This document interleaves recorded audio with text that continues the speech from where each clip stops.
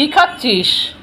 ফল খাচ্ছি। কি ফল খাচ্ছিস? এত এত নয়, আম, জামরুল আর পেয়ারা। দেখি।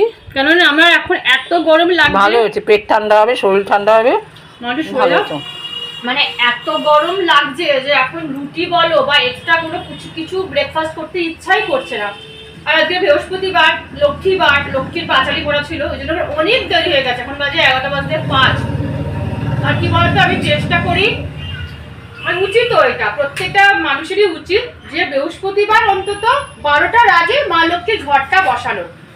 আমি 12টার পর তো বেলা পড়ে যাচ্ছে, তো ওই জন্য কি হয় আমি চেষ্টা করি, তবে হয় না, জানো প্রত্যেকবার হয় না।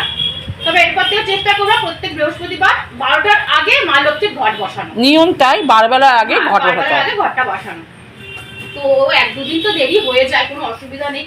আর যা গরম পড়েছে ওই জন্য সকাল সকাল পুজোটা করে নিলেই ভালো, না হলে প্রচন্ড গরম লাগে জানো তো। আর ফ্যান চালিয়ে তো আর পুজো করা যায় না, প্রদীপ নিভে যাবে।